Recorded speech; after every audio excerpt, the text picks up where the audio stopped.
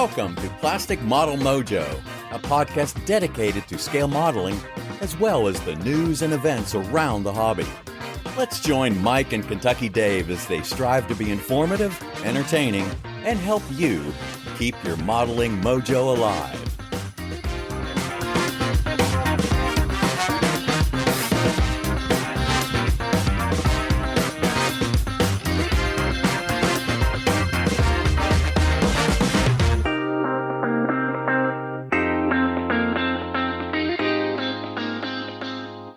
Kentucky Dave, you ready for 112? Yes, I am. I am way ready for 112. How about you? Yeah, man, let's have some fun. We're going to blast off with real spaces, our special topic tonight, and we'll get to that in a little while. Until then, my friend, what is up in your model sphere? My model sphere is revolving all around the fact that you and I are making a run for the border. We've got Heritage Con coming up this weekend. In fact, when many people will be listening to this episode, you and I will probably be driving on the road to Hamilton. Hopefully we can do a couple of Facebook Lives from while we're road tripping. But everything right now is revolving around getting prepped to go to Heritage Con. And I got to tell you that I was talking to Jim Bates this afternoon, and I was telling him that the buzz that I feel from getting ready to go to Heritage Con is exactly the way I feel for the week or two before the Nationals. So this is going to be great. I can't wait. Well, good. How about you? What's up in your model sphere? Well, I had it split up with that second. I got a couple things. I'll start with that one. I'm also prepping for our trip to Hamilton and Heritage Con. I got my day off lined up on the Monday following. Yep. The rental car is lined up. Our departure time's worked out. Have you figured out where we're going to stop to add me as a driver? Nah, we got lots of options. We can do that on the fly. All right. I got my registration complete. Yep. We got some stuff to haul up there, so the tote of accumulation is starting to fill up. Oh, yes. Yep. I'm doing the exact same thing. I'm getting everything gathered in one place to load it into the car. And getting the modeling fluids and all our barters together to take up to our friends. And it's coming together, man. I think it was somebody said today, it was Chris Sieber, Lufram, only 6 sleeps left. Yes, that's right. Almost 5. Yeah, and I'm not sure that I'm going to be doing a lot of sleeping that last night, man. I'm jazzed. Well, in addition to that, probably edited out the hiccup, but in the last episode while we were recording, there was one more something, listener mail or comment I was trying to find, and I couldn't, so we left it out. But I finally rediscovered it. It was actually on the podcast Facebook page, not on the group, because it had been posted as a response to one of our teaser graphics. Right. Eric Kervina had a comment after episode 110. Now, 110 was the last time we did the Wheel of Accidental Wisdom. Yep. And he experienced some distress with our new wheel sound effect because it didn't play nice with his bone conduction headphones. And I just want to say that made me think of Cousin Eddie's comment in Christmas Vacation about the steel plate and the microwave. Yeah. Well, Eric, that's not going to be the final wheel sound. I'm still looking for the ideal one. That one's a little treble heavy. I'm not real fan of that one either. So hopefully we won't rattle your brain anymore. Other than that, Dave, that is what's up in my model sphere. So we'll keep on tracking toward our Saturday morning departure. Yep. And go from there. Now, since we're recording, I'm sure by now people know that you got to have a modeling fluid in hand. Do you have one? I do. It's a St. Patty's Day leftover. I'm trying to put the polish on a couple Guinness that were left in the fridge after we did some Irish cooking and stuff last night. My wife had one Sunday night, and her comment when she finished it was, "Man, that was really good." She used to drink Guinness on the regular and had gotten away from it, and I think that reminded her how good a beer that was. What about you? Well, I have Sweetwater Brewing Company's Extra Pale Ale 420. And Believe it or not, I don't think I've ever had this before, and it's a really common quote-unquote microbrew. It's got some hop to it, but it's not awful. We'll see if this gets me through the entire episode. Well, we can't get through a couple of weeks without some listener mail. No, we should have a lot. I wouldn't say a lot, but we've got a decent amount, and I think you might be going to try to get caught up on some of the Facebook DMs we've gotten over the last, going on a month now. But I had to pick and choose. Well, good. First up for us is Mr. Jake McKee, and Jake is in the Austin, Texas vicinity, if I'm not mistaken. Yep. And Jake sent in 3 topics because he enjoyed our reformatted Wheel of Accidental Wisdom, to bring that up again, and he wanted to throw some in the hopper. And 3 good suggestions. I'll work these into the next wheel, Jake, and we'll go from there. I also want to mention that Jake's going to be an up-and-coming guest here as soon as we can get him worked into the schedule. So, Jake, I haven't forgot about you, and we'll be in touch and get you on the show to talk about some of the things you got going on. Up next is Scott Huber from State College, Pennsylvania. Go Nittany Lions. I think he and a couple other people are showing some interest in our to-be-scheduled but certainly planned model car episode, automotive modeling. Yeah, that's something else we haven't covered. Yep, and we've been planning on it for a while, but then it just keeps getting away from us. It does, and that's probably getting inexcusable at this point, so we're going to try to rectify that. Now, he's got some suggestions about maybe how to approach this, which we do appreciate. I'll speak in generalities. He hopes that we cover this kind of more broadly than kind of the Americana that kind of dominates scale model cars, at least in the United States. Sure. A lot of 60s muscle cars and stuff like that, but right. There's a whole lot more to it. There's a lot of Alpine racers, Formula One, all that all over the world, rally cars, motorcycles, non-American car makes that are popular with some people, Japanese and European models and things like that. And, he finishes by saying that Tamiya Zero is a fabulous thing, but its existence is rooted in all those great Tamiya motorcycle kits of the late 70s. Well, you know what? That is obviously true. If those Tamiya motorcycle kits were not as popular as they were, Tamiya wouldn't have been cranking out the Zeros in the 2000s. So I'm happy for Tamiya when they're producing a model kit, whether it's a 72nd scale aircraft or a car or a motorcycle. Up next is Lee Edmonds. Lee is from Australia. I can't remember exactly where. I could probably dig in the email and find out, but I failed to do that. Anyway, Lee was in the United States, and he did drop by a nice hobby shop in Las Vegas. And he'd also arranged to meet Jim Bates in Seattle, but some other plans got in the way, and he hopes to be back and take Jim up on that the next time.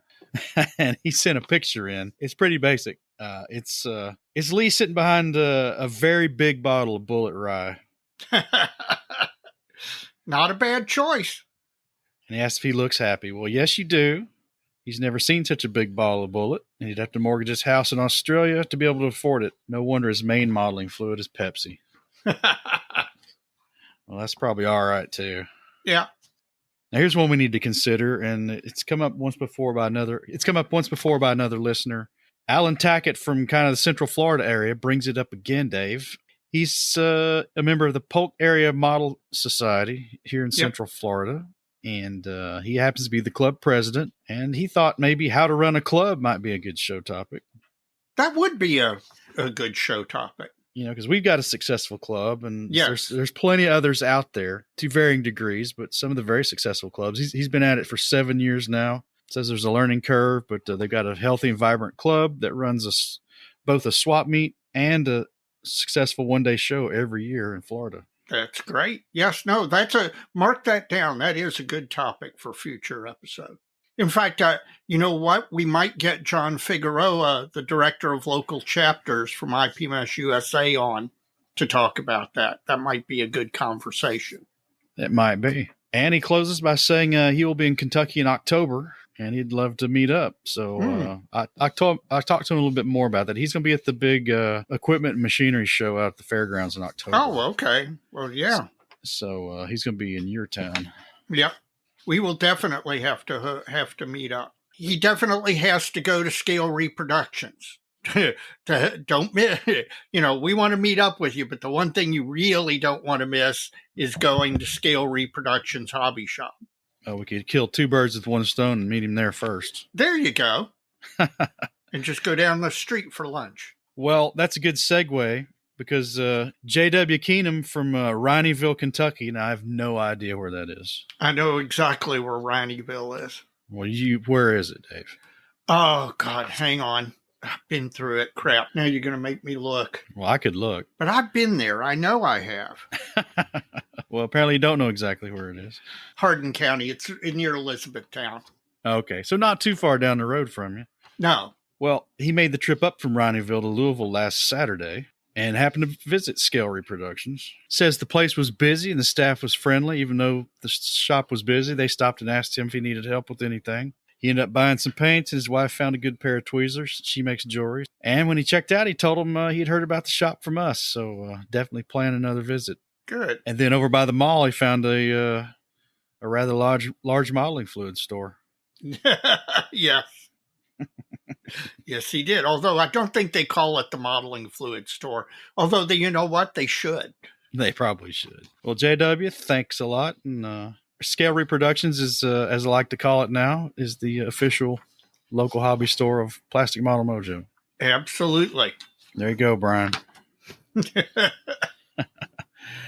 And finally, Dave, from the listener mail email side of things, Jim Unger from Northwood Scale Model Fanatics, Eagle River, Wisconsin. Okay, I was going to ask where they were. Well, they've got a model show coming up he'd like us to pitch.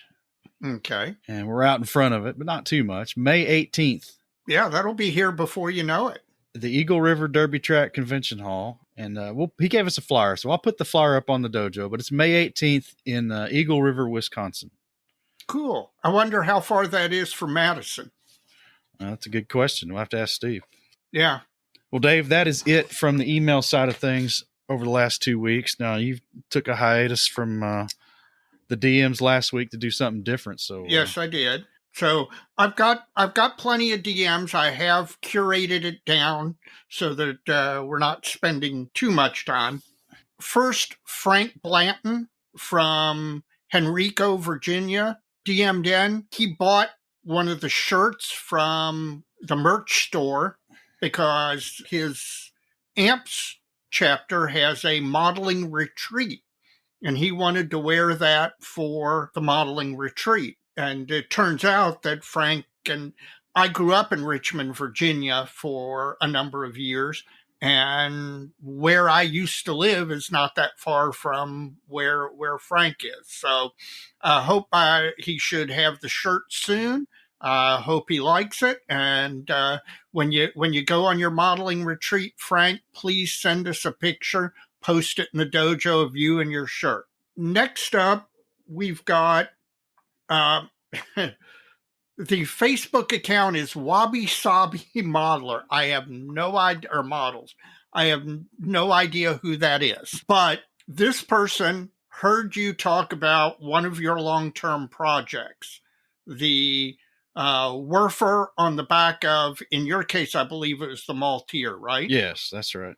And this person had previously done the same launcher for a project, and he came to the same conclusion you did, that the kit ones are not very good, so he scratch built that launcher and actually was willing to part with the launcher part to send it to you if you wanted it. So I thought that was extremely generous. Apparently it's a finished model in his case, and I don't know if he's tired of looking at it or what, but he actually offered to send you the launcher. Well, I'll get to that project one of these days, but I got a feeling it's going to get undercut by a new release at some point. Well, but it won't until you start the model and get halfway through the scratch build. Oh. And then the perfect kit will get released. Which won't be perfect. Right. Another DM we got, and again, no name. This Facebook page is Bad Fit Models. I know they're in the UK because he DM'd to say that he had gotten approval from the IPMS UK Nationals, the big Telford show. He's doing a special trophy for creative, inventive bonkers. And he's doing the award as a 3D print. And it looks like a set of intermeshing gears. And he sent us or DM'd us a picture. Just simply wanted to tell us that that he had enjoyed some of the recent episodes and some of the variety of what we had talked about, and sent along that picture. Cool. Next is Robert Yalden, who I'm assuming is in the United States military, because he says he's stationed in Wiesbaden, Germany. Notice how I got that correct and said Wiesbaden. He was listening to the episode that we just previously did on those Freddy Flypogger monster kits. And he was writing in to note kind of what you and I noted.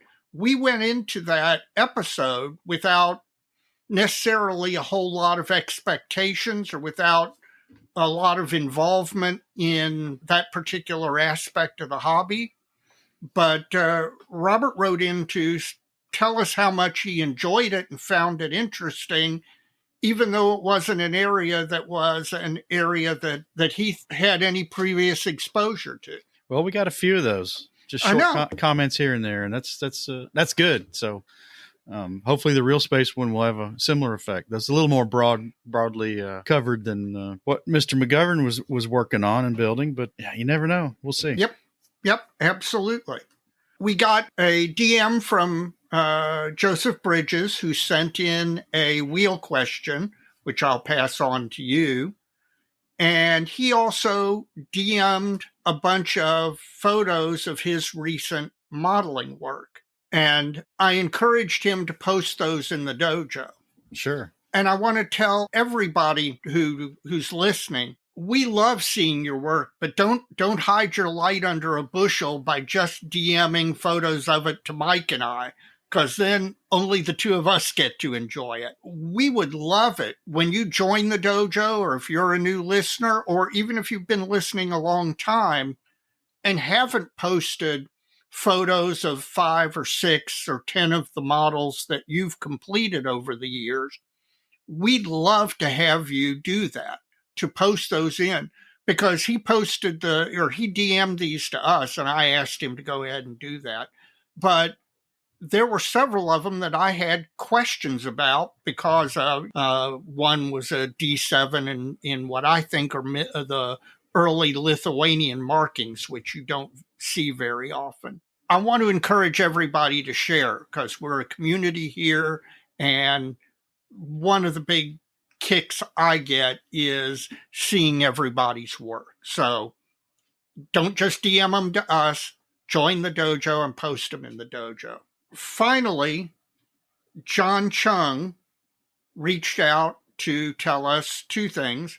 One, how much he enjoyed the Paul Budzig episode that we did a couple of episodes back. We've gotten a ton of feedback on that episode, all of it uniformly positive.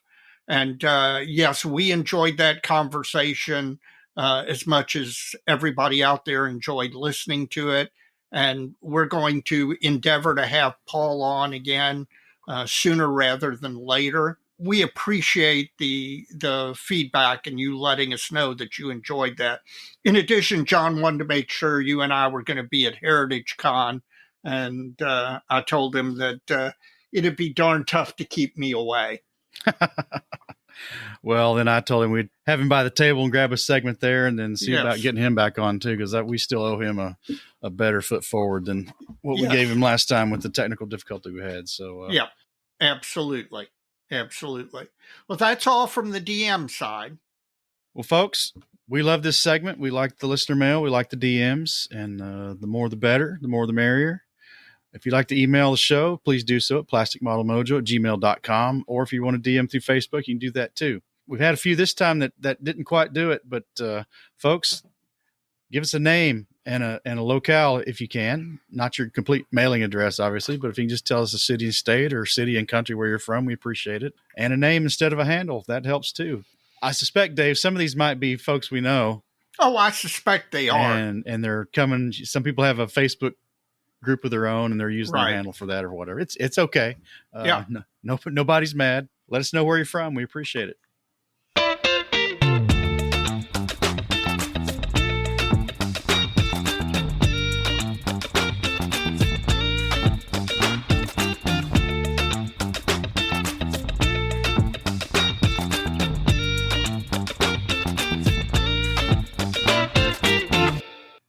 We'd like all the listeners out there, if you haven't gone to whatever podcast app you're listening to us on, please go and rate us. Apple Podcasts, Podcast Addict, whatever you use. Please rate us. We'd appreciate 5 stars. It helps us grow the podcast. If you're a listener and you know another modeler who isn't, please recommend us. Please show them maybe they're going to need a little help to figure out how to download and listen to a podcast. Please help them out. Having current listeners recommending us to their friends is the biggest single way we grow this podcast, and Mike and I really, really appreciate it.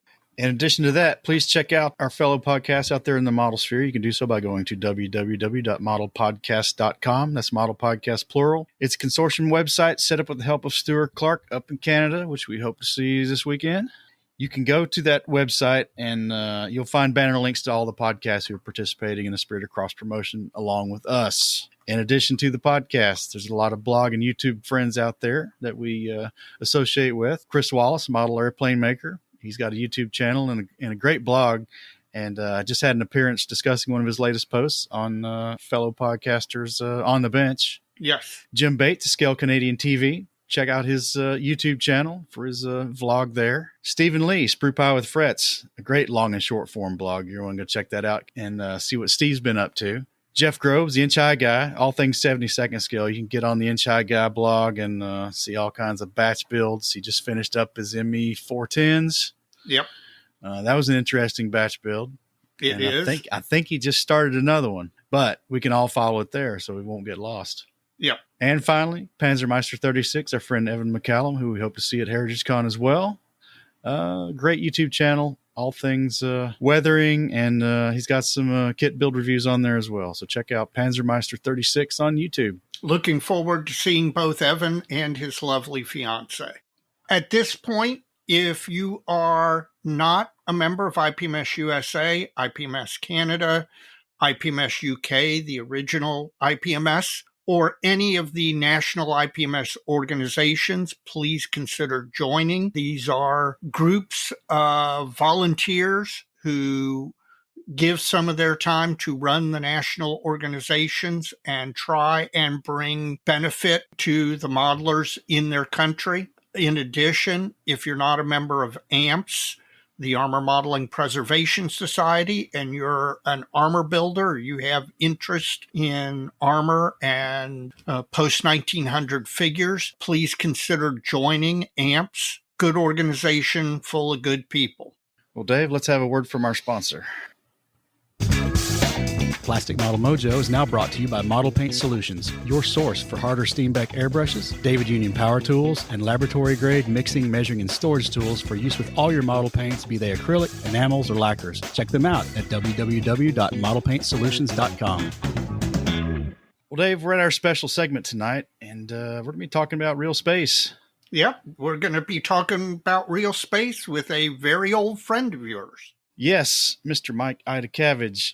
Mike and I go back a long time, like darn near 40 years at this point. We were both founding members of the Southern Appalachian Scale Modelers back in the Tri-Cities area of Upper East Tennessee when Mike was employed in that geography. And everybody moved off eventually. The hobby shop closed. Mike took a job in a different city. I went off to college, and we kind of lost touch. Then in Las Vegas in 2021, due to Mike's involvement with the IPMS as a volunteer at the Nats doing registration all the time, we got to reconnect, and we've kind of stayed in touch over the years since we've been doing the podcast. And you heard him not too long ago pitching his show there, AtlantaCon, with the Marietta chapter and the Atlanta chapters.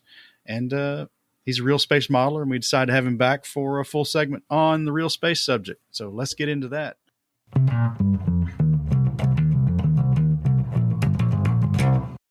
Well, Dave, we just talked to this gentleman a couple of weeks ago. Yes, we did. But and now we got him back to talk about the real space topic. Mike Idacavage, how you doing tonight? I'm doing great. How about you guys? We're getting ready for Heritage Con, so we got something to look forward to. The clock is ticking. The countdown is going on. I cannot wait to get there. Well, we're still looking over the hood for that show. Your show that we talked about in the Model Show Spotlight is in your rearview mirror. While we got you, since we pitched that show, won't you give us the net results of what happened down at AtlantaCon last week?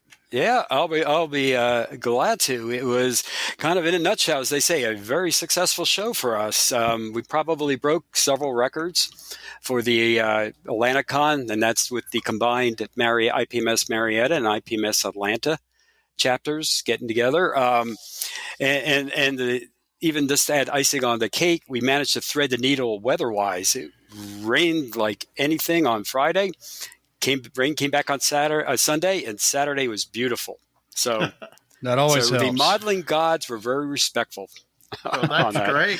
But in regards to just kind of like to throw out a little few numbers here, we had 128 entrants with models, people with modelers, enter models for a total of 559. Oh, that's models. A good number. Yes, it was. I think our last year was somewhere around 450 or so. So it was definitely a noticeable bump up. And we had 339 general admissions. So people who just really wanted to peruse the vendors and really enjoy looking at the models. So with those numbers, we were kept really busy just shifting the different categories around just to make room. I would imagine that means it was very financially successful, you all. We're still cranking through the numbers. We'll have that another week or so, but we don't have any sad faces on the in either chapters. Anybody who was involved on the at the contest, and we've also got some really good feedback. We've had several vendors contact us, one yesterday and a couple today, saying how can they reserve a space for next year. It worked out really well for the vendors. They were happy campers also. That's good. So did the vendors lighten your wallet?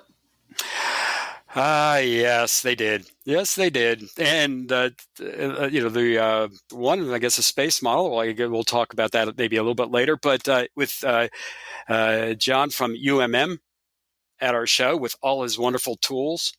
And he has a few new ones that he's going to be trotting out at Madison. It was hard to keep that credit card in the wallet. Well, that's amazing. I mean, that's from considering where he is. That's a pretty fair trip for him. Oh, it is. Yeah. I'm a little bit surprised that he made that trek. He obviously had faith in your show. Yeah, well, the last time he was here was in 2005 for the IPMS Nats that we had. In fact, that's where I first met him on that. He has a friend that's lives in south of Atlanta, so that's who he stayed with. So that helped. But I was talking to him at the end, and he was really surprised. He mentioned that he was not expecting the size and the activity. Well, good. I'm glad for you. So he was very happily pleased. Well, good. I'm glad. Yeah, we're glad it was a success, and we're glad to have helped promote that a little bit. Oh, and we really appreciate that. Thanks. Well, Mike, we go way back, probably 40 years at this point, almost.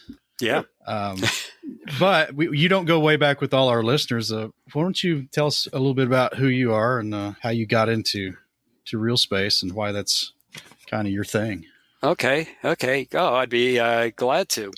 Well, just as a just quick summary. Currently, I'm semi-retired, and for the past, 40 years or so, I've been essentially a research scientist in different technologies, with the brunt of it in the past 10, 15, 20 years in the technology used in 3D printing for the liquid resins.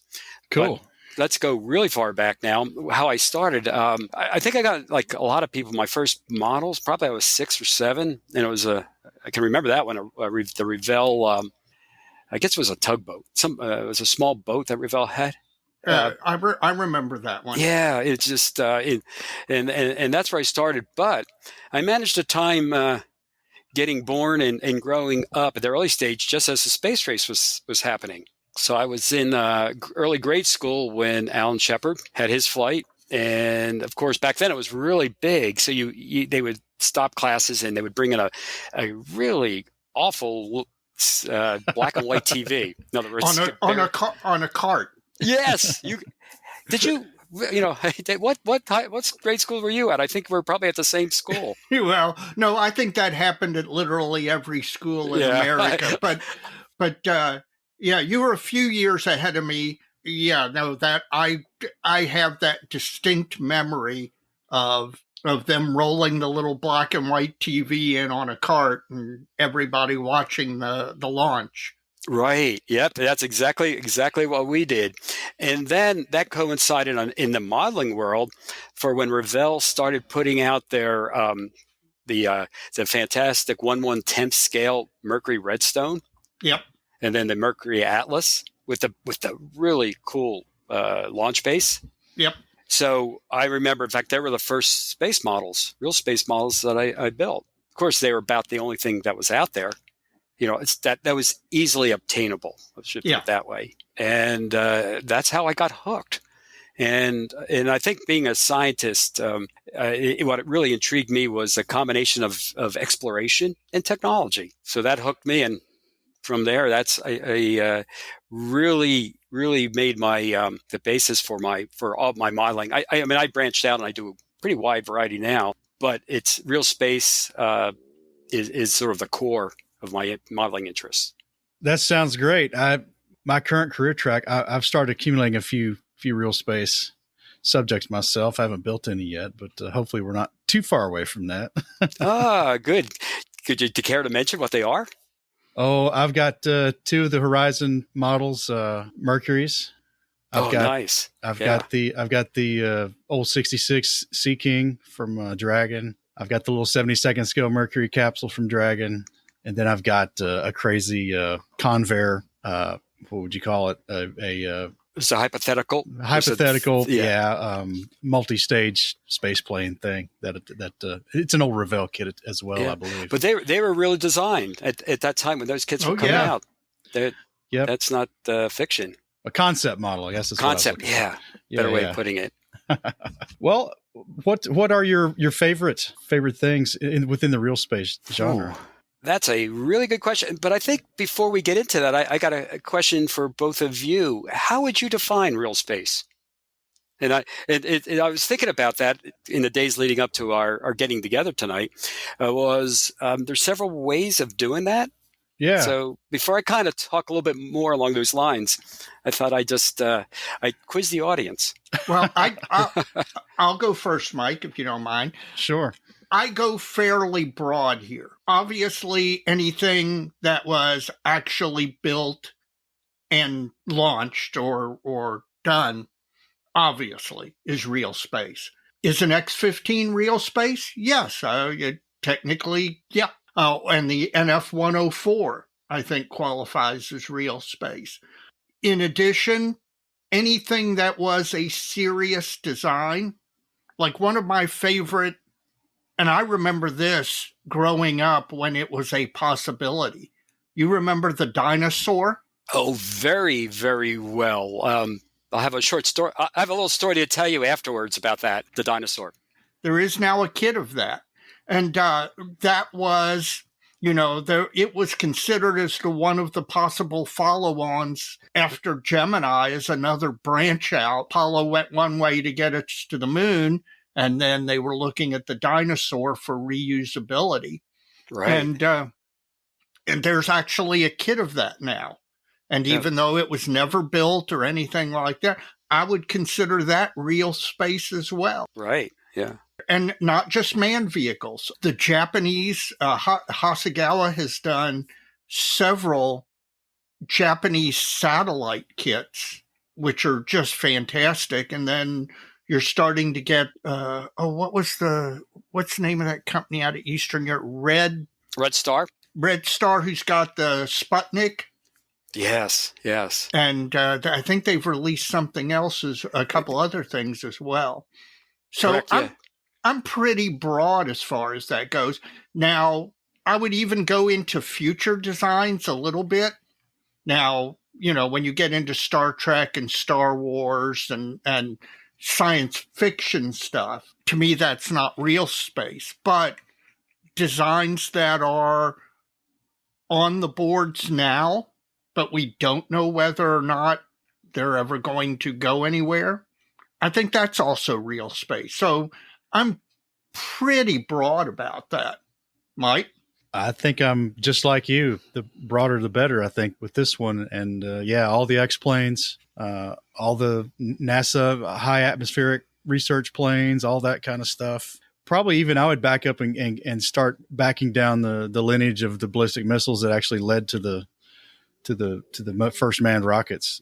All that lineage, even the concepts like you just mentioned, the future stuff now was, in the late 40s and 50s was when these concept models were being made. Yeah. Those were the future in their eyes. So it's kind of the same thing there. So we're going to paint this pretty broad, Mike. What do you think? Yeah. Well, I'm going to fit in right along with both of you on this. I take actually a very, very wide view, and a lot of the space modelers that are my friends for over the years also kind of probably fall into this thing. It's not only what the both of you have said. It's the obvious stuff: the Apollo, Mercury, Gemini, shuttle, now coming into the Dragon, and the equivalent Soviet and Russian liftoff, but it's much more than that. It's the space probes, it's the satellites. There have been some really nice kits of say the Cassini space probe and the Voyager, as Dave, as you were referring to, and quite a few others, Mariner, Pioneer, that are out there. But I take it a little bit even broader than that. It's, and this is what really attracts me to modeling, I guess, real space, is that it really stretches your modeling skills in that there's a wide range of modeling categories you could fit real space into. You of course have the real space one, but let's go in aircraft, as Mike and Dave, you both said, whether it's the X-planes, X-15, the NF-104, you have those, the T-38 Talons that the astronauts use for training. Yep. To acclimated. There's some some really nice decals for those. Also, the Russians use the L-39 Albatross. Right. And there's some decals out for the cosmonaut training aircraft. So you can take it into armor now. So we got aircraft, armor. You have, in fact, what I'm just starting now is one of the NASA M113s. Yeah. Okay. To digress slightly, one of my favorite stories that I only read about this year is NASA using a Tamiya remote-controlled, it was a King Tiger chassis with a drill mounted to it to depressurize tires. Oh, I've heard about that. Have you actually seen any photos of that? Yeah, there are great photographs. Cool. Of it. And again, the moment you see it, you know what it is. It is the chassis and running gear of the large-scale Tamiya Tiger tank, and it's got a drill mounted on the top of it. And that's obviously, trying to depressurize tires like that. They're explosive, and there's a real danger to individuals. Yeah. So somebody at NASA came up with the idea, well, here, let's just get this RC tank, mount a drill on it, and we'll just drill into the tire to depressurize it. Oh, I have to admit that now, that would make a great model. There's an actual YouTube video out there called NASA's Tiger Tank. You'll have to search for it. Yep. It's great. Oh, no, that does sound pretty good. Your point is well taken. You go into armor. They got the M113s. But you'd also, let's go out of the world, though. Let's go interplanetary with the crawlers, the Russian lunar landers that they would then crawl around. Right. It's basically building armor. It just looks a little different. Yeah. On that, so you could start doing those, continuing the spread across modeling. You have figures, Mm-hmm. and there are some really fantastic looking real space connected figures. You have, of course, the Apollo astronauts, Gemini astronauts, but there's some great Russian figures, large scale. You could have busts. Some of the ones that I have in my stash to be done are a really great, and this came out about a year or so ago, a Russian cosmonaut in the Orlan suit, which is their one that you would see them in the doing spacewalks, and he's holding on to the side of probably the Salyut. He's just floating, but it's a 1/24th figure, so you get a lot of details in there. I hadn't even considered figures, but you're right. There's a ton of real space figures, busts, and there sure are. All the different space suits, including a lot of the concept suits. Yes, there are. In fact, it's surprising once you start searching and looking for them how many there are. So you get to practice your figure painting skills. I've seen at least one build up. You get for ships. Let's kind of move to ships. A little bit different there, and you have the Hornet, the carrier. Revell had a kit, Hornet Right. +3, that had a little Apollo capsule. They also released the same a carrier kit picking up a Gemini. Yep. I've seen at least one ship, and I can't remember which one it was, but it was one of the radar tracking ships used in the space program. I think there is actually a kit of the Soviet. The Yuri Gagarin. Maybe that's what I'm thinking of. Yeah, the Soviet one with the 4 big dish antennas on the top of it. Oh, right. And going one more general modeling categories that kind of round this out. Automobiles, cars. I know several really good modelers who ended up doing the Corvettes that the Apollo astronauts drove. Yeah, right down to the paint, to the same, and really good. Alan Bean, Armstrong, Buzz Aldrin, they're all given really nice looking Corvettes. And then again, let's not forget the lunar rover. Yes. That's technically a car. Oh, it is. No, you're right. And I think it was the last one that has the bumper sticker from the car dealer in Cape Canaveral that gave them the Corvettes earlier on. They put the bumper sticker. Yep. It has a bumper sticker from the car dealer. Well, and then, of course, there's the first Tesla that is out in space right now with a mannequin sitting behind the wheel. Yes. No, and man, can you wait when the aliens encounter that? What are they going to be thinking? See, that would make a great diorama, though. You have that with you pick your own alien, kind of scratching its heads, wondering what is this? Yeah. So, but you could see doing real space modeling, you could really, it's easy not to get bored because you could always be doing something related, but challenging your modeling skills. It's not cranking out the same launch vehicle time after time. Now, one thing that I don't want to say it bothers me because it really doesn't, but as everyone who listens to this podcast knows, I am a scale absolutist, or a scale, a 70-second scale is God's one true scale.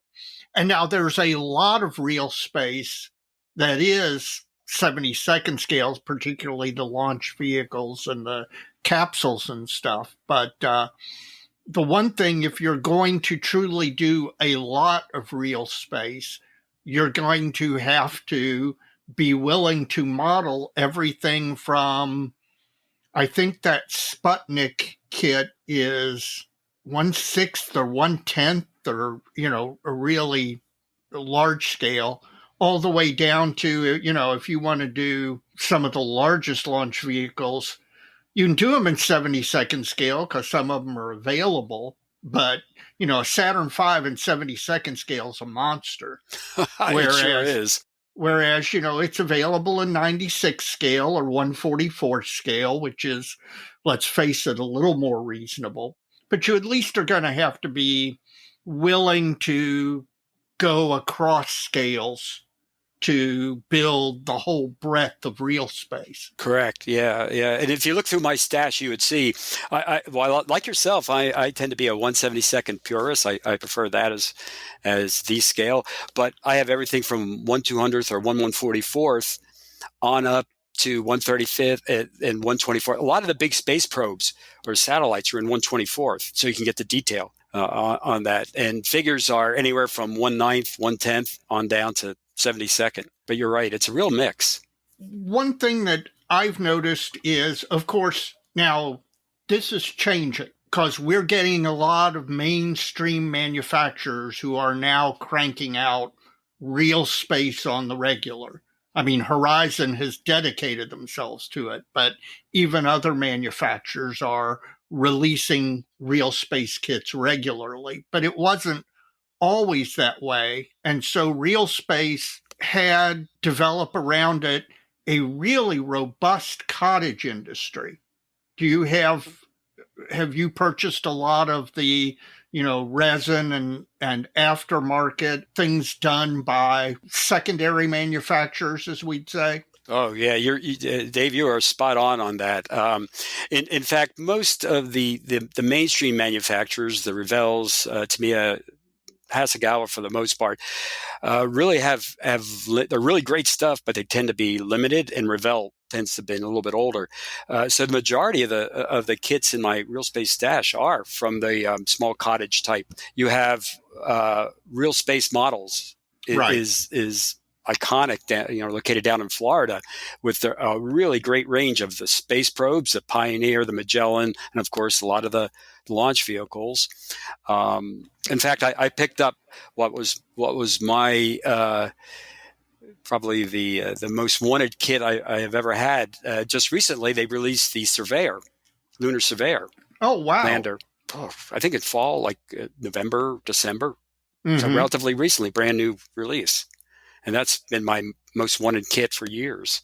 Huh. Why do you have a particular attachment to that one? It kind of goes back, if I could divulge and tell a little story that sure also kind of reflects why I've been so interested in real space. But it involves the Surveyor and Apollo 12. Back when in fact I first met Mike when we were in Kingsport, Tennessee. I was doing a lot of the space, but at that point, Revell was pretty much the only game in town for space kits, and they were in a big drought. They really hadn't released some of their kits like their Apollo astronaut for years, since the early 70s. Yeah, they weren't that good to begin with. Yeah, you're right. You're right. But when if that's all you got, that's what you kind of work with. Yeah. Beggars can't be choosers. Yep. No, you're right. And I had picked up several of the Apollo, the Revell. This is the large scale kit. The one, was it 1/12, I think, if I remember. Astronaut on the moon. And I just had them in my stash from the 70s.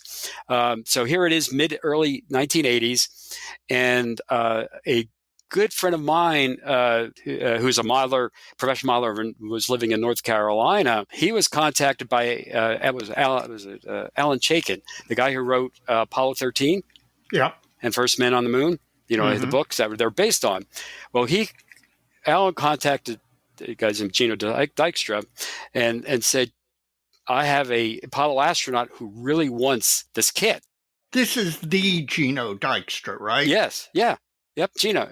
People know that name, particularly in the movie and science fiction community. Yeah, definitely. Yeah, definitely in the science fiction. You're right. And Gino was living in Asheville, North Carolina, when we were in Tennessee, and he and I became pretty good friends.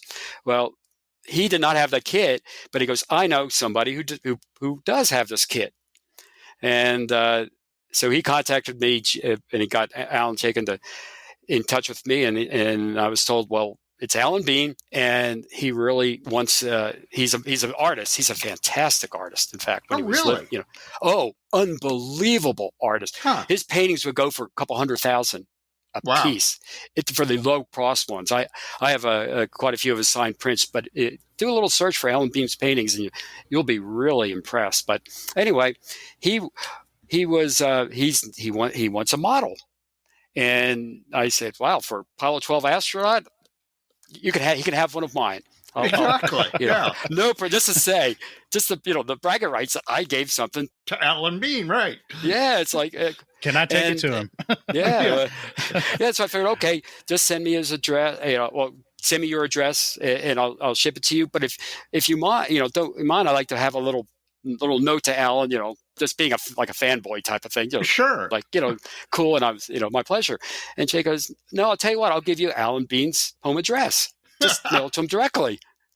And I went, oh, that's cool. I mailed it, and at the same time, I was working at Eastman Kodak, Tennessee Eastman. Mike, you remember that? Yeah, yep. Little company in town.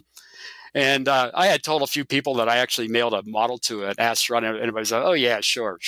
And so mailed off, and then forgot all about it. About 3, 4, 5 weeks later, I get a call on Friday night. My wife and I are watching some kind of HBO movie or something. I go answer the phone, pick it up, and he goes, is Mike Idacavage there? And I go, yeah. And he goes, hi, this is Alan Bean. And I went, no, you're not. I just figured it was the guys I was working with played a Sure. joke. And he goes, no, really, it is. No, you're not. But as he's talking, as my wife says, my jaw starts dropping and dropping and dropping. And he wanted to call and thank me for sending that. And the reason he wanted the model kit was that being a painter, and it was kind of interesting. He said, he was so full of, when he walked on the moon, so much is happening. You're going like second by second schedule and everything. He said, it's easy to forget how things looked. Where were the shadows? How, especially after you're 10 years later. So he said he wanted to set that up on a studio and use that as a model for his paintings. So he actually sent, and he said, I just sent you a package. And when Alan was on the moon, some of the real great photos of the surveyor on the moon is with him standing next to it. That was his mission, to the surveyor. So that's why I got, I always wanted to do a thing of Alan Bean on the moon. He gave me a piece of his exterior of his spacesuit with a patch, and he had his crew sign it for me. Oh, that's amazing. And you have to remember, growing up, these guys were the coolest of the cool. Oh, they were, yeah. In the late 60s and early 70s, I mean, every boy, myself included, aspired to be an astronaut because there was nothing cooler. That had to be an otherworldly experience for you. And what was amazing is that about 5, 7, 8 years later, he was giving a talk in Huntsville, and I went there. And as going through the line, he remembered I introduced myself. He remembered me, and he started talking about the model and everything. So he had an amazing memory for that. Well, there you go, Dave. There you go. There's the story, and that's a darn good one. That's right. When you're at the cocktail party and everybody's dragging out the famous guy I've met story, that's a pretty good one to have in your back pocket. Oh yeah, I'm glad I logged that one in. Now where were we? Yeah, sorry about that. I got us off track, but no. And I especially thought Mike, you would like it because it happened all the time when I had first met you there. That's right. When you were asking me what my favorite real space topics are, and so I'll kind of bring it there.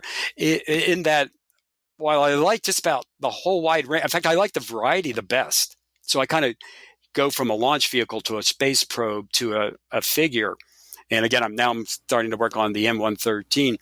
I've really taken a shine and attracted to both the space probes and the landers that landed on the moon and Titan and some of those, because you could weather the bejesus out of them. It's really incredible science, to do that, to get those space probes out there. Like the Voyager is still, beeping away. Yep. All these years. So I that's probably where I kind of would gravitate to, but I'm agnostic when it comes to the topic. I like it all. Well, I think the one thing I remember that was real space when we were both in Tennessee was I think it was a NASA T6. Did you build one of those? I think I did. Yeah. Yeah. Yeah, because I did a lot of aircraft. Well, that's cool. Yeah, and in fact, that is like somewhat related. It's NASA, though not. It's sort of just slightly real space. Is the NASA aircraft that they've flown over the years? It's hundreds and hundreds of different ones. You want to do a Phantom? NASA flew a Phantom. They flew obviously a lot of F-15s, props, the P-51s. The SR-71 ones, yeah. The WB-57, F-106B. I mean, you could build just NASA aircraft all day long. Right. It is a huge, huge collection. What's the crazy one that was a modified Canberra? That's the WB-57. Yeah, WB-51, yeah. Which they're still using to this day. NASA keeps it alive and kicking because I don't know if you saw the story. Apparently the what is the air base that's across from Norfolk? It's one where the F-22s are. Yeah, I know what you mean. Not Tyndall. No, it's not Tyndall. That's in Florida. Yeah, it's in Florida. Well, in any event, the one across from Norfolk. Right. I know which one you mean. Starting in last November, December, they had a bunch of incursions into the airspace from either drones or UAVs or RPV. They're not sure what it was. And so the Air Force was investigating these things, and they actually called in the WB-57 from NASA because it has mounted in its nose some very, very powerful long-range cameras. And they had it orbiting over the airbase. You can see it on, in one of those air tracking apps like Flight Radar or one of those others. And they had the WB-57 orbiting over the airbase for hours at a time, trying to figure out what these UAVs were. And if you go to the war zone, there's Tyler Rogway has recently done a story on it. Wow. No, I hadn't heard that. That's pretty interesting. Yeah, they still keep that W-57 alive because of that. It's still very, very useful. Well, let's talk a little bit about the actual physical aspects of real space modeling. To kind of frame it, I've started picking up some of these kits, and one thing I noticed that might intimidate some people, it may even intimidate me a little bit, is that seem to be faced with a lot of white and a lot of black. White, black, and bare metal. I would add bare metal to that. Yeah. Three favorite things to paint. You're right about that. I don't know. Of them, really, to me, bare metal is the more challenging. Yeah. Big one. Once you do a few of the white, I've been for a long time a real happy user of ye old Testors white enamel. Mm-hmm. On that used to be in Model Master, but now it's the same stuff in the little dinky bottles that are twice the cost of Model Master bottles, I guess. That one. But it's great because you give it a couple days to dry, and it polishes up real smooth. Decals on, you don't have to gloss coat it. So white isn't bad. I also do a lot of airliners, so you get used to white, and white. Yeah. And then for a change, you do a white. When you really want to mix things up. Yeah. On that. And you want to mix things up, you go off-white. Yes, that's true. Could be wild, crazy. But when it comes to bare metal, because there's usually no way around that. My go-to for quite a few years now has been Outclad. I seem to have the minimum amount of trouble with that. It dries really well, and it looks great. I don't know if either of you remember, I had an Atlas in last year's Nats in San Marcos. It was in the hypothetical, and it was like a steel type shiny metal. That's all Outclad. It gives you a really good metal look. Yeah. So, though I'm starting to, and I haven't done this on a real space model yet because I've just really picked these up, but I've been trying out MRP paints. They're metals. Yeah. And they actually give a really, really nice look. That's almost like spraying a standard enamel. It's an acrylic lacquer, but it goes on, dries real quickly. The only thing I haven't quite yet achieved that really deep steel metal look. Yeah. But other than that, it covers the aluminums and off shade aluminum, things like that. It looks really good and it just easy to use. What are some other gotchas out there that folks getting into real space might want to be aware of? Probably what I would think is, how do you hold a dang thing when you're, and get it painted? It doesn't have most of them don't have landing gear, depending on what you're doing. But space probes or launch vehicles. Take the Gemini. So you say, okay, we don't have a good 70-second kit yet. Hopefully Horizon will fill that niche, but just a new 1/144th. How do you mount these? Because a lot of them don't come with stands, especially the garage type kits. And what I've found, the best thing to do is I will do the classic insert somewhere on the model an aluminum tube, usually at a discrete spot, and how I want to consider it for the launch vehicles, right where the engines are. Majority of the time you can kind of do it center, but like the Gemini, you may have to go off center a little bit. So I'll epoxy an aluminum tube there and then get a brass tube which just fits the inside diameter of the aluminum tube. And that's the stand. So I could slide the rocket on and off while transporting it.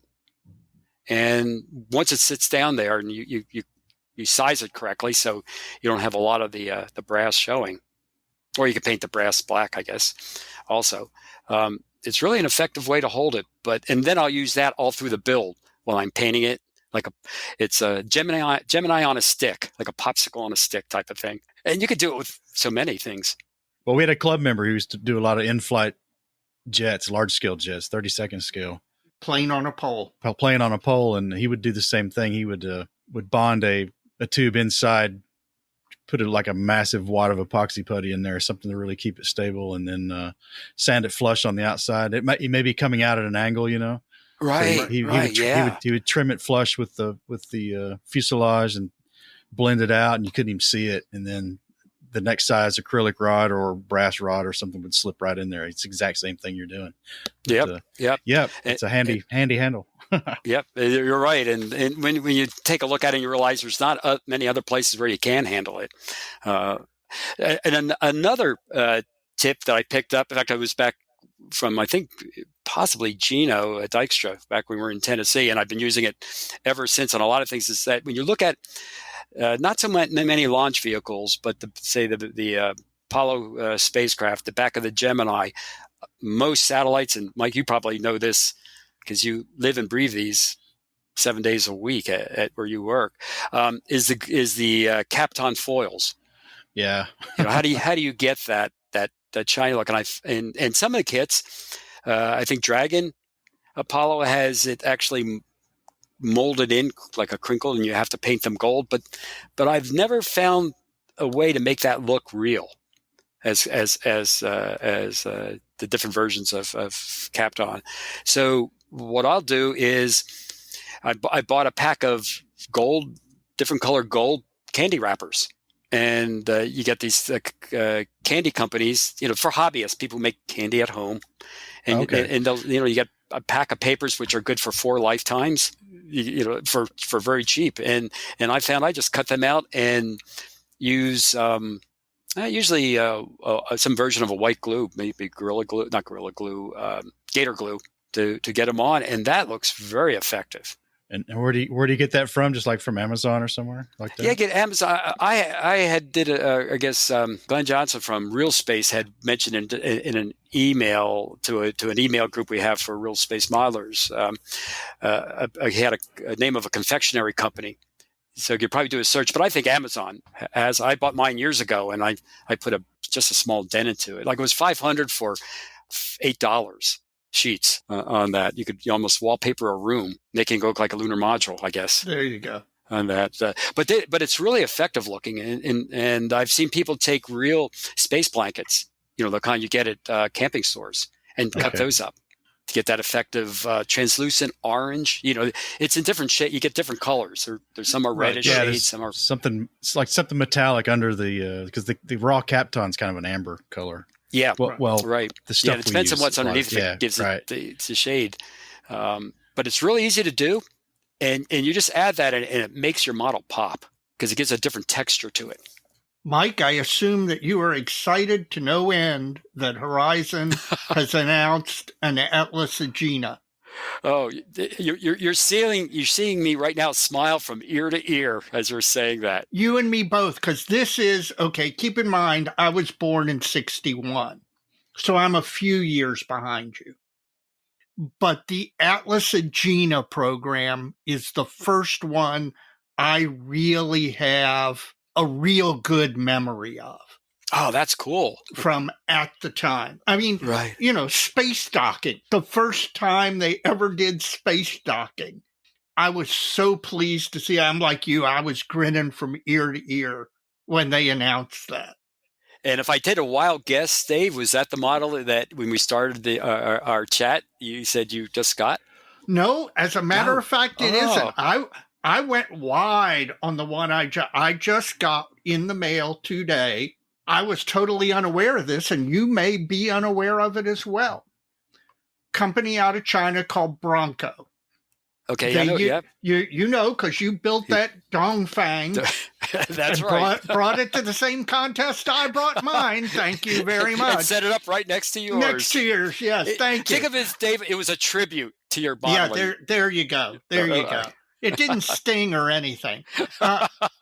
In any event, that company used to do armor. And then they seem to have gotten out of armor or morphed into another brand name, Gecko. But Bronco is still in business. They did that Dongfang, or SS2 if you want to build it as the Soviet version. Well, I was unaware until like 3 weeks ago. They do one of the first Chinese launch vehicles, what we call the Long March. Oh, okay, yeah. And they do it in 72nd scale, a Long March 1D. Wow. Which was one of the developments of, they all start out from ballistic missiles. It was their development of a satellite launch vehicle from their ballistic missile. I just got it today. It's very few parts, as you can imagine, but it's awfully cool looking. And to have a Chinese launch vehicle in your collection, I mean, if you've got a real space collection and you've got a French Ariane and you've got all the U.S. launch vehicles and you've even got SS6 or whatever they use.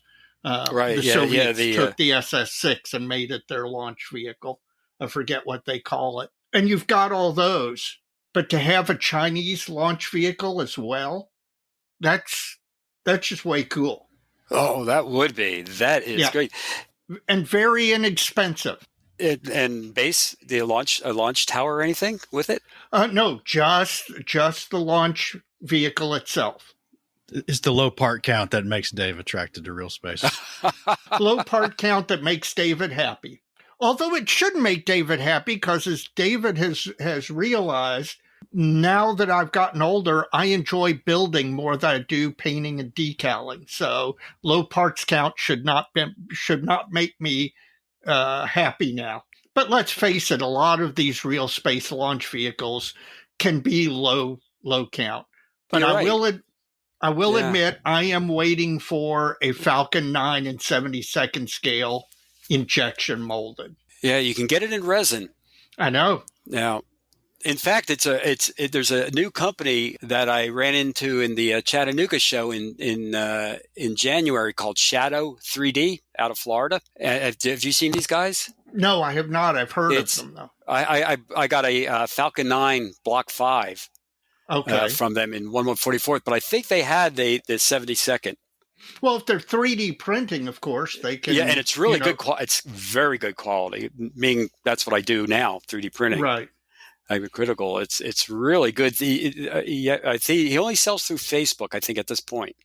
Well, guys, we've talked about some of what's available out there now. We've talked about a little bit on some of the finishing challenges and build challenges, kind of at a high level. Mike, what's not out there? What does the real space community need as far as kit availability? What would you like to see, either injection molded plastic or really any format, just to get one? Well, for the most part, it's almost a cliche, but just about everything that's been that you could possibly want is out there in some form or was available 10, 15 years ago in resin or 3D printed. But probably what I would place as the number one must have for a lot of real space modelers is a good injection molded, the Falcon and Dragon. And then a decent scale just Dragon capsule. Correct. Yeah, maybe a good scale where you get detail. I think that would probably be the number one item on most real space modelers list. I would then go because as we talked earlier about broadening things, you go into figures because while a lot of the common Apollo and some of the cosmonaut suits, but maybe some of the Gemini suits. That's one thing. In good detail. Mm-hmm. Not the crude ones that were in the Revell Gemini kit, right? But something it's very authentic because they had a variety of different looking suits, both the not only spacewalk but the ones that they wore in the spacecraft, the one with the soft helmets you saw. So yeah. I would like personally to see a good range of different astronaut uniform suits. Well, I'll tell you one I would like to see. What's that?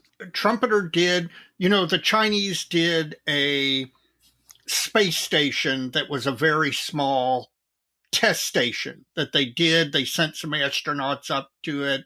It was a Taco? Right. And then they let it burn up. But they've launched a new space station that they are now assembling in space. I think they may have 2 modules up right now, and they're planning their own ISS all on their own. Ah, okay.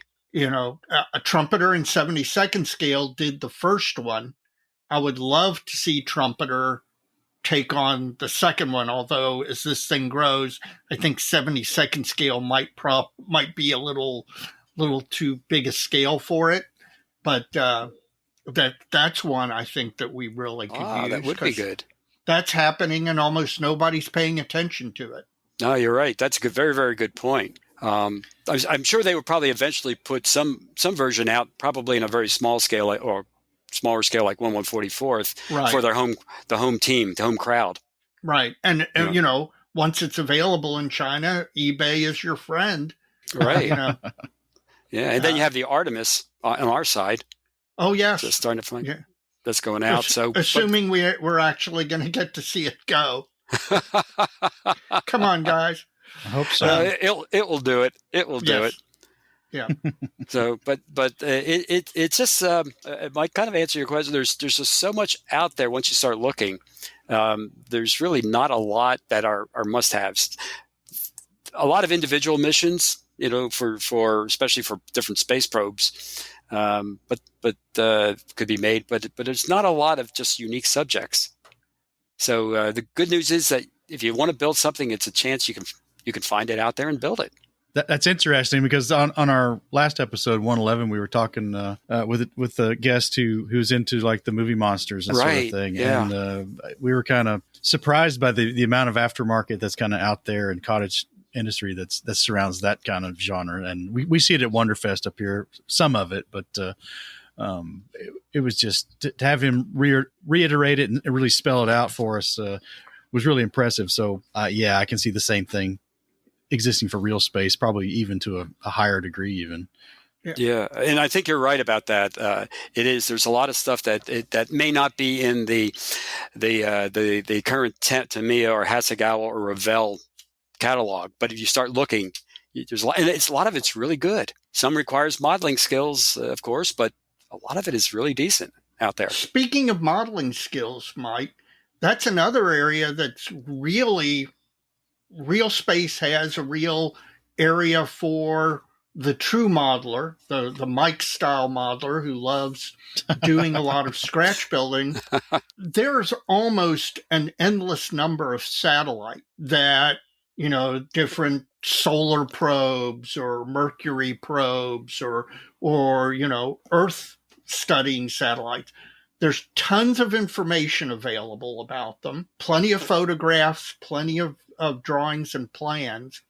And if you're into scratch building, a lot of times the basic shapes are boxes and rectangles and stuff like that, right, that you can build out of sheet plastic and then using plans and photos go to town, and you can have your one and only of any particular satellite you care to scratch build. Oh, you're right. Dave, I'm actually glad you really brought that up, because I have a little bit of trivia for you guys regarding Real Space, and it involves, touches upon what you just said, Dave, because I was thinking about this last weekend as I was looking forward to our chat, and I wanted to get some numbers for you. In the past roughly 20 years, at least 3 of the best of show at the IPMS Nats have been scratch-built Real Space models. Yeah. And probably more, a single numerical category, probably has more best of show winners than any other modeling genre. I'd love to go back and do that calculation from the beginning to see what categories have had best of show how many times. That would be an interesting, but you're right. As of late, you are seeing Real Space coming on very, very strong. And I'd argue at least part of that has to do with the fact that we're seeing a thanks to Elon Musk and Jeff Bezos and Northrop Grumman and Boeing and all these guys coming on with a whole new generation of technology.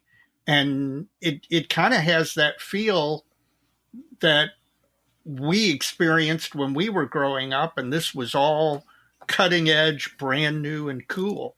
Right. And so I think that's why you're seeing the big growth in Real Space over the last number of years. Yep. No, I definitely agree with you on that. It's there's so much you could do, and it's out there. One of the challenges is just getting references. Yeah. There's not many detail and scale lunar rover book. Yeah. I'm still waiting for that one to come out, I guess. But you do enough searching around, there's this outstanding videos, some great YouTubes. Mike McCaskey, who you had as a guest, I think was it about a year and a half ago, maybe almost 2. Yeah, he has a whole series of YouTube in progress builds of various space subjects like the Buran and an ISS astronaut and a Gemini military design that was planned, step by step, that you could pick up, people could pick up hints on there.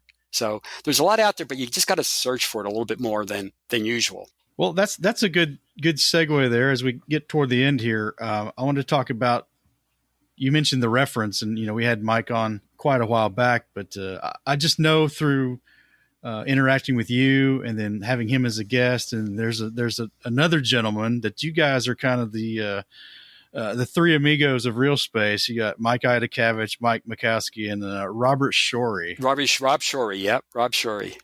So what's the Real Space community like? You guys seem to be pretty tight, and what's that been like as a community? It's probably as good a community as you can get, because everybody's very helpful, and it's quite large. It's international. We got some amazing modelers, Real Space modelers in the UK and Europe join in on this group. We have a news group for Real Space modelers. There's also some pages on Facebook, but it's a real helpful group. A lot of people sharing hints. A lot of the garage companies or the smaller companies, I guess most of them aren't in garages anymore, participate, and give kind of heads up on what's going on. But it's actually a really, really tight group. We usually have a big meeting at the IPMS Nats. We get together. In fact, the Real Space Seminar tends to be one of the regularly, highly attended one. 70 people maybe attending it. I've seen it where it was standing room only in that one. Yes. So I think it's one of those groups where everybody always wants to help everybody else. It's a real positive scene. Well, that's cool. It's probably born out of the need for the information exchange. Oh yeah. Oh, that's a great point. And I bet, yeah, I think you're right, especially early on. And then it started growing. It just kept that culture. Well, that's cool. One last thing. What are you working on at the moment, real space related? Okay, the real space related is just I've got two. So the M113 is really capturing my attention now on that for using the decals from last year's Nats. Yeah, I was about to ask. That's that last year's decal sheet, and you got a tough color to match there too. Not if you do the white one, and that's the one I want to do. Smart move. Yeah, only because they were my reference photos that were used for that decal. Oh, okay. So I want to do the one I took pictures of, or actually had someone take pictures for me of that he had access. Remember, when you finish that model and enter it at Madison, it qualifies for a special award for the use of decals from a previous IPMS decal sheet. Right. Don't forget to check that box. I probably won't have it at Madison, but Virginia Beach. Oh, come on. You can get it done. I'll look forward to Virginia Beach. Because I'm also literally gator wrestling a Saturn V and a launch base for it. Oh, my. Which kit? What scale? 1/44th. It's going to be the Airfix kit I'm using. But I'm using what's called Newware. There's a fantastic company, small company out of, I think, Czechoslovakia called Newware. Newware. Yep. Yeah, and it's resin stuff. And they have a wide assortment of just really different real space related kits, and one of them is a Saturn V base, a Saturn 1B base. So it's a launch pad, but it's not the full gantry. It's just enough to give it a base. And gotcha. I'm currently struggling with that now. Let's say the resin weighs more than I do, and it's going to take time. So when are we going to see the Surveyor? Is that up at the top of the list? That's going to be right after the M113. Okay. Because I want to finish salivating over it for a while, but I'm going to do a diorama with Alan Bean there on it. That ought to be awesome. Well, Mike, thanks for joining us tonight. It's been beyond enjoyable because it was when we started this podcast, I was able to reconnect with you after many, many years of of no contact and wondering whatever happened to all those guys in the club. And once we got the podcast going and started attending Nats again, we ran into you in Las Vegas, and it's just been a real pleasure. So thanks for coming on and talking about your favorite subject with us. And we're glad to add it to our catalog of topics covered. Great. Well, I really appreciate the opportunity. This has been a real fun session. And I'm kind of surprised. I was worried going, now, what are we going to talk about for an hour? Oh, please. And you had to shut us off going, yep. So once we got going, it was good. And I never even told why I was in the very beginning when Dave mentioned the dinosaur program, why that one also I had a small connection I have. It's why I owe my professional career to the dinosaur program. Really? Well, you got to tell this. Yeah, it's a short one, by the way, not anything like Alan Bean. Go ahead. It's less exciting. But when I was in high school, my cousin was an engineer, electrical engineer, and he was working on the dinosaur program, as they were building the prototype. And he would tell me about it. And the university that I went to, which is Drexel University in Philadelphia, I said, I want to do that. That's where I'm going to go. So I went to Drexel, and then I found chemistry and science, and it didn't go until I decided I didn't want to be an engineer. I liked the science part of it. But that started me out on the career that turned out to be quite successful for me over the years. Well, looking at the fact that Mike's an engineer, you clearly made the right decision. I don't know, Dave. I'm sure he knows how to drive the train well. I have to tease. Yeah, I did have a relative ask my mom what railroad I was going to be working for when she told him I was going to be an engineer. Oh, yeah. Well, Mike, we're looking forward to seeing you at Madison. Yep, I'll see you at registration, by the way. Sure. I figured that, and I hope you're going to come by the dojo at some point. and share an adult beverage and Yes. spend a little time talking, because as this past hour and a bit has shown, we could talk about this stuff all day long. We sure can. I really appreciate you guys giving a shout out to Real Space Modeling. It tends to get overlooked frequently in a lot of modeling forums, and there's a lot happening there. So, my hat's off to you, both of you, for doing this. Well, do me a favor, post pictures of your current projects in the dojo. Okay, will do. Will do. All right, Mike. Well, we'll let you go, and we'll catch up in Madison. Sounds great. Thanks. Bye.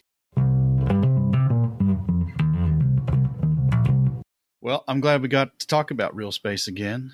Yes, I think it's a hot topic, especially with there's a bunch of new kits coming out, and given the stuff that SpaceX is doing and some of these other real space companies, I think 2024 is going to be an amazing year in space, and therefore something that a lot of real space modelers are going to get really enthused about.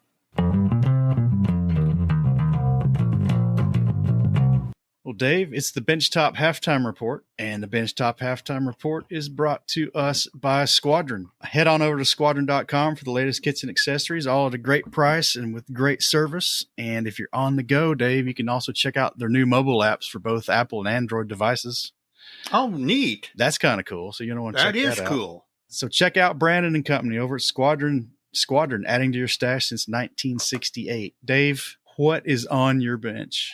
Well, my bench is focused on Heritage Con. The LCM3 is, as we speak, about an hour's worth of modeling away from being done. It will be at Heritage Con, I promised. In addition, the Moosaroo from last year that I finished after the photographs were due, but before the contest, and then had it injured during transport, is going to, if I'm lucky, be reassembled and will also be entered at Heritage Con. Additionally, the SS2 that I built from Bronco I'm taking.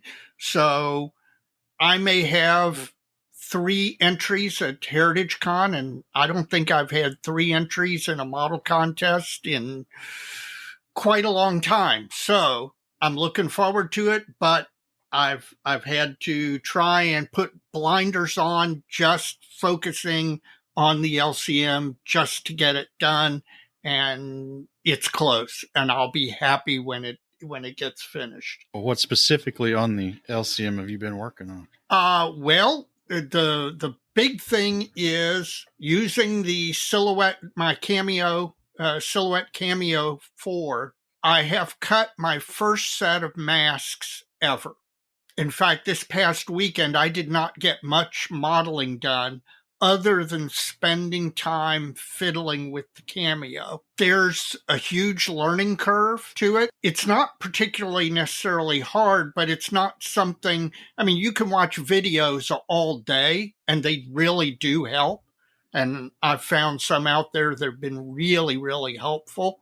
But just like any other aspect of modeling, particularly like airbrushing, you can watch videos of how to do it all day long, but until you get into the trenches and start doing it, do you really start to learn? And so I've used the Cameo cutter. I've got the masks down. After we record this tonight, I am going to paint those stencils, and we'll see how it goes. I'm super excited to do this. I'm super excited to finish the LCM, which is actually for the September's group build in Madison. So I'll actually have my Madison group build entry done 4 months early, which has to be some sort of record for me. Probably true. Probably true. But if I can get that and get that Arma P51 glued back together, I'll be on a roll, and I'll be pretty darn happy. What's your benchtop looking like? It's kind of cooled a little bit. I was on a tear there after I got the Mooseru Cup entry finished. Yep. Had a little bit of life going on, kind of diluting the mojo a little bit. Yep. One of the biggest things I've done since the last segment was I decided I couldn't live with the E16 spinner, the kit spinner from the Fujimi kit. The hub and the spinner were two parts, but instead of the blades being molded to the hub and then the spinner cap fitting over that with the scallops on it to clear the blades, right? The prop blades just stub right into the spinner, and it looks terrible. And I'd mulled over whether I was going to try to scribe a line there, or even once I had the spinner completely painted, make a little mask out of something and come back in and put a little black area at the root of all the blades and maybe fake it that way. Right. But I came up with an idea to fix it, and I think it worked out well. What I did was I took the spinner out of the second kit I have, and I cut the blades off of it, and then I used the scars of where the blades were to start some holes, and then I hollowed out those scallops that would normally be in it, to fit over the blade roots. Right. And then formed a buck up out of it, and I vacuum formed a new spinner cap out of like 10,000 styrene. And you posted pictures in the dojo. Oh, yeah. You got a really good pull on that. How many attempts that was the one thing when I vacuum form, and I haven't done it in a number of years, but when I vacuum form stuff, it would take me 6 or 7 pulls to get one that's acceptable. The first one was pretty good and probably usable, but I went ahead and made a second one because there was a little defect on it that I wasn't sure was on my master or not. So really just twice, but I'm using a better piece of equipment than I think you were using. Yes, I've got the old Matty Mattel. You've got the nice actual vacuum form machine. That's right. So just 1 or 2 tries. It's a real simple part. I didn't anticipate any problems with it. And I didn't. So it worked out well. Well, although being a conical shape like that, the one thing that you're fighting is getting a wrinkle in the plastic, a vertical wrinkle in the plastic as you pull down over it. And you didn't seem to have any problem with that. No, I think with the round shape, that's not much of a risk. That happens a lot more where you've got square corners and things like that. So yeah, it came out pretty good. So I trimmed it off and sanded it, to the final finish, and it just slips right over top of the other kit spinner with the blade still on it. It's still not perfect, but unless you went back in and just completely fabricated a new propeller, it's going to give enough of a look that I think it's going to be convincing in the scale anyway. Well, the other thing I was working on was the KV85 base. And last time we had the benchtop halftime report, I think I just finished painting the ties and the rails to the finish. Yep. So I had sifted some creek gravel from the local stream down here and was thinking about using it. Got it on there, put some dry down in place on these ties, and just didn't like the look of it. It was too brown. All the stones were round, so it looked like river rock, which is rarely, if ever, used for ballast. Right. Again, the color wasn't doing it for me. So I ordered some real crushed rock ballast from a company called Arizona Rock and Mineral, which is a fairly well-known company in the model railroad sphere. It's inexpensive because it's just real crushed rock. You can get it in size for various model railroad scales. This was O scale, which is about 48 scale in the railroad scale, but it seemed about right for what I wanted to use it for. Still, the color just wasn't doing it, man. Once I washed all the dust off the crushed rock and got it down to its natural colors again, it's got like a trace of like red jasper in it that just doesn't look right. And there's too much. I say trace, but there's too much of it in there to actually hide. I can't pick it out. There's too much of it. So I've got to soften those colors. So folks may have seen it on the dojo. I set up a test where I took a small sample of all this rinsed and dried ballast and glued it up with VMS sand and ballast freeze. Let that set up completely. And then I went back with about every kind of wash I have on hand. Yes, you did. I think there were 7 or 8 in total. 7 or 8 in total. I'm using a couple of acrylic washes and some of the convenience enamel-based washes, and a couple of combinations of different colors. And then I think I've settled in on something that's going to work. So it's looking pretty good. Quick question. The VMS ballast freeze. You and I both bought that from VMS. I haven't had a chance to use it yet. I think this is your first experimentation with it. What was your initial impression? It works like it's advertised. Well, that's good. It really penetrates the aggregate really quick and really thorough. The downside of the product is it dries with a glossy sheen to it, and I don't like that part of it. I don't know how big a deal that is in this case. It's probably not, because I'll flat finish, dead flat all this anyway. Right. So I'm not too concerned about it. But I did another little experiment. I took their matte varnish and I diluted it out with a little bit of what was it? Vallejo Airbrush Flow Improver. Gotcha. Actually, it was the Vallejo matte varnish I did this with. I kept the paint and the dilutant the same brand, just so I wouldn't have that issue to deal with. And as far as the wetting and gluing agent, that worked almost the same as the VMS sand and ballast freeze, but it did not dry glossy. That's something else I want to play with a little more. Kind of did the same thing. It penetrates down and wets, but when it dries, there's no glossy sheen if you use a wetted out matte varnish. Now, I bet you could use about any acrylic matte varnish and about any acrylic flow improver, like the Liquitex Flow Improver. Yeah, I think the Liquitex Flow Improver would probably work as well. And probably work with almost any company's acrylic matte varnish. Right. Yeah, I think so too. So if you don't want to deal with the glossiness, that might be an avenue. Well, and that just eliminates have something by doing it instead of with the VMS, doing it with the matte varnish and the flow improver. It just eliminates something that you've got to go back and deal with. Right. So there's some options there. Folks want to play around and find their own mix. I've got the VMS varnishes, so yeah, and I've got the these flow additives as well on hand, so I can do it however I want it now. Well, your hat tip to your friend and mine, Steve Hustad, who we're going to see up at Heritage Con along with Mark Copeland, because Steve's motto is experiment, experiment, experiment. And I think he was very proud of you for having concocted that giant experiment with 7 different washes. It got me to where I wanted to be without having to break something. So yeah, that's the whole point. That's the bottom line. That's the secret sauce in doing it that way.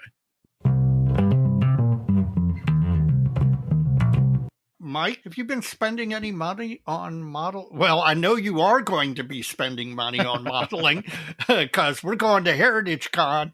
And one of the great things about Heritage Con is they have a really great vendors area.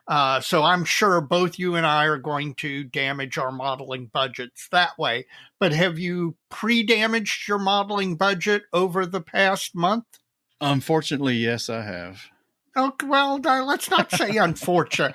Let's not be judgmental. Let's not say unfortunately. I can judge myself. So what kind of damage have you done? Well, the first 2 revolve around this railroad ballast deal. Of course, I've already mentioned it. The ballast was something I've bought since last time. I think I may have ordered it last time. It hadn't arrived yet. So right. Just to mention that again, it was a ballast and it wasn't very expensive. I think for $12 shipped, I got way more than I'll ever use. I was going to say, you're buying tiny rock. I would hope it's not very expensive. I would too. Though there might be a good expense at getting it that small. I have no idea. Yeah. Not in the rock crushing business. And then kind of as an aside to that, I ordered both a black and brown acrylic wash from Monument Hobby, who are an outfit that does paints and shaders and washes and all that great stuff, kind of in the vein that Citadel does. Right. aimed at primarily figure painters of all ilk, gaming figure painters or more traditional miniatures and busts, that kind of thing. Stephen Lee had blogged about these, so I was curious. Now, they worked well for the kind of thing I was doing with them for this ballast, but I still have to get around and see if I have similar results that Steve had when he tried them out. So if you want to see more about them, you can go to Monument Hobbies website. You can see them and buy them there. There may be some information on their use there. I don't remember, but Steve's got a blog post about it at Sprue Pie with Frets if you want to read about it. I've just got this thing that I don't have it. It's kind of a universal opinion among scale modelers that most of these acrylic washes just don't work that well. Right. As compared to an oil-based wash. An oil-based wash, yeah. And that's just been my experience and experience a lot of other people as well. So Monument Hobby acrylic washes, according to Steve, we're offering something a little bit closer to what we're used to with the solvent-based washes. I don't know yet. I've got them in hand, and stay tuned, folks. I'll get into that a little later down the road. In addition to those two things, I kind of revisited my old T70 light tank project. I was looking at that the other day, and the mini art kits, when they're earlier kits, and it's got some issues. So from Metallic Models in the Ukraine via eBay, I bought their T70 replacement wheels. It replaces the idler and all the road wheels, primarily because the mini art kit doesn't have any rim detail on it. It goes right from the hub to the tire with no visible rim. These wheels fix that. And then ordered from Metallic Models their T70 replacement turret. The kit turret is symmetrical down the center line. It shouldn't be. The real tank had a really obvious asymmetry to its shape because the gun was offset to one side, right? Versus the center point of the turret rotation. So this turret fixes that. The wheels look like they're resin cast from a 3D printed master, so they've got a little bit of lines in them. Not too bad. Detail's good. It's got the rim detail it needs. Other than that, they're nice parts. They're completely usable. Really pleased with the turret as well. You got to graft on a few kit parts onto it as well, but it's a nice little replacement and fixes the primary problem with the kit turret. So, well, you've had a thing for the T70 for a long time. It's appeared on your list many times. It has. It started out as a scratch project. Yeah. And I'd done a bunch of 2D CAD work and had the hull, plastic parts all ready to cut, send off to a laser cutter or something. I can't remember how I was going to do it, but the T70 kit came out and I just, got backburnered at that point. Yeah. The biggest thing I've purchased over since the last time we ran this segment was from Tankograd Publishing. Yes. I found a copy of the Soviet B4 Hammer of God, the book on the Soviet B4 tracked howitzer. Now it's like the third hardbound book in their Red Army focus series of books. Oh, and they are fantastic books. Yeah, I've come to have high expectations for these books, and this one did not disappoint. I mean, it's unfortunately it's out of print. I don't know how I missed the release of this book. I guess I was busy learning how to do a podcast because it was about 2021 when it came out, limited to 500 copies. I don't know if there'll ever be another printing or not, but there's not many of them out there. I tracked one down at Aberdeen Books out in Colorado, and got it for a good price. And man, it only took about 3 days to get here, so was real pleased with that. Well, now for people who don't know, the B4 is that giant 203. Is it 203 millimeter? Yeah, I think that's right. 203 millimeter howitzer on a tracked carriage. The most famous film of it is the Battle of Berlin, where they've got the thing going down the middle of a street, firing over open sights. Yeah. And it's just a beast. Well, there's we talked about it last time in Faves and Yawns. There's a Zvezda kit's coming out with a new plastic one, and there's the trumpeter kits out there to be had. And I picked up a barrel for probably the trumpeter kit when we were in Columbus. So right, it's a project I look forward to learn a little bit more about. You see a kit or a model when it's released, and you know a little bit about it, but not much. But there's a lot of there's a couple of major variations of this gun. Right. They did a short barrel and a long barrel, among other things. Well, no, that's a completely different caliber weapon. Oh, is it? That's Okay. that's 152 millimeter cannon. Oh, okay. No, there's an early production series for this gun, and then the more serial production, the later ones that, and coincidentally, the one that was at Aberdeen was a very early production howitzer, and it's at Fort Sill now. Maybe if I need pictures, Mr. Sharvat can help me out with that. There you go. Well, what have you been doing, man? I've been damaging my wallet. Well, let's see. To start with, I ordered off of eBay, but it has not yet arrived. Speaking of real space, Bronco does a kit in 72nd scale of a Chinese launch vehicle. This is apparently the first standard Chinese space launch vehicle, and it's the whole rocket. Bronco has apparently been, they either morphed into Gecko or stopped doing armor kits, or something happened there. But they seem to be releasing on the regular missile kits or rocket kits. They did that, what they called the Dongfang 1, which was the improved V2 that the Soviets built, which NATO calls the SS2, and which I built and I'm going to take to Heritage Con. So I didn't know this kit was out there. I saw it on ScaleMates, went on eBay. It was available for a very cheap price, and so I bought it. And in fact, it was supposed to be delivered today, but it got misrouted. So I think it's going to show up tomorrow. I purchased, because I got a very good price on it, the Italeri Sterling 3. I like the short Sterling. The Italeri kit at anything close to retail is ridiculously expensive. This is not a great kit if you love the Sterling and you really want to build it. You're going to have to do a lot of work because it's not a great kit, but I wanted to add it to the stash, and I did. I bought the Flyhawk SBD2. I bought the ICM KI-21, the 1A version. I had already previously purchased the 1B version, and then they released the earlier 1A version, so I went ahead and bought it.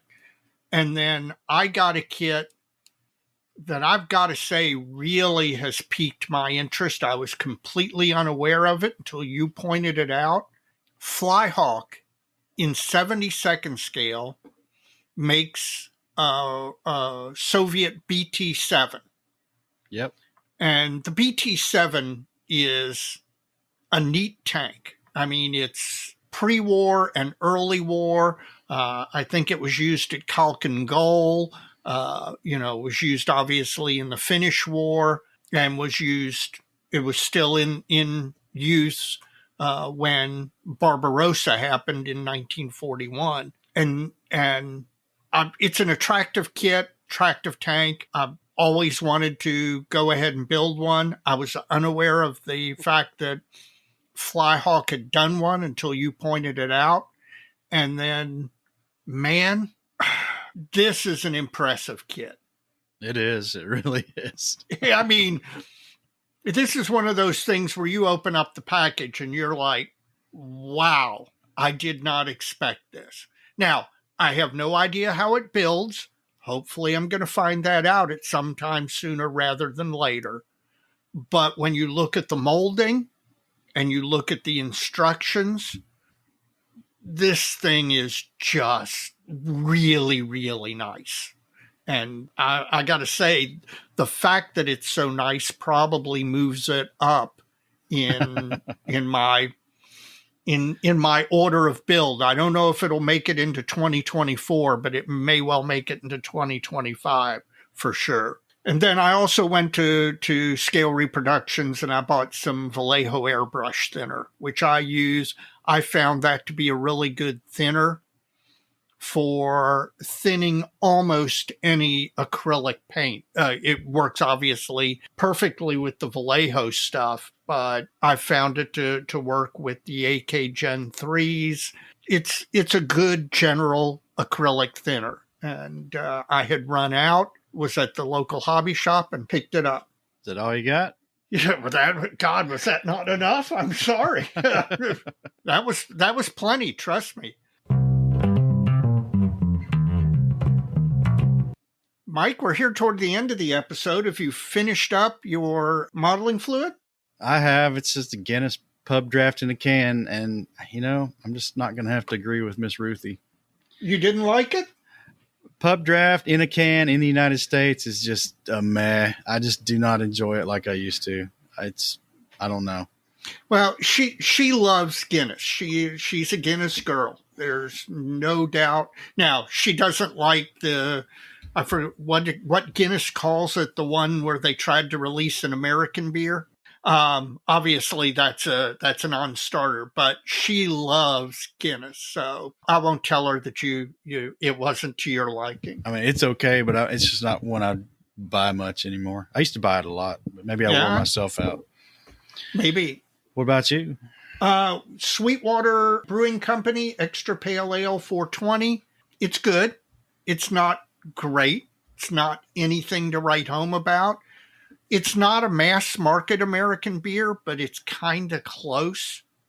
It has more taste than, it's not a Coors or a Bud or something like that. It's kind of in that family, and thus it's not something I think that I would be drinking on the regular. I tend to like some of the smaller microbrews that have some more distinct flavor to them. But it's not awful. I mean, it's not something where I tasted it and spit it out or anything like that.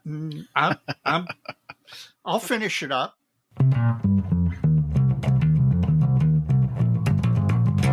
Now we're truly at the end of the episode, and all we got left is shout-outs. Do you have some shout-outs, Mike? I have several, but they're all wrapped up under one umbrella. We've got Earl Richmond, Chuck Doherty, Rob V., Adam Coleman, Paul Pendleton Brown, and Mike Halliday. All these folks, since the last time we ran any names, have chosen to support Plastic Modeled Mojo through their generosity. And we really appreciate it, folks. It really goes a long way to help us out. If you'd like to join the ranks of these gentlemen and help us out here at Plastic Model Mojo, there are a number of ways you can do so. We have a number of avenues for folks to contribute to the show, and to find those, you can go to www.plasticmodelmojo.com. And if you pick up any of the recent episodes, there are links to all the avenues for contribution are in the show notes. Patreon, you can become a Patreon subscriber for a recurring contribution. There's a PayPal link. There's a Buy Me a Coffee link. And of course, as we mentioned earlier in the show, we've got the Plastic Model Mojo merchandise store. And everything purchased there throws a little our way to help further the show. So thanks a lot. We appreciate every penny that's ever been donated to us. It's really helping us out a lot. Thank you. Yes, I want to second that. Thank you all very much. We appreciate the support that you've given us. And as Mike says, it really, really does help. In addition, I would like to shout out the fine people at the Royal Canadian Mounted Police and the Royal Canadian Border Service, who I'm sure are going to give us no trouble as we cross the border into Canada on Saturday. We salute you, and we look forward to a quick and easy passage. You got any more, Dave? One more.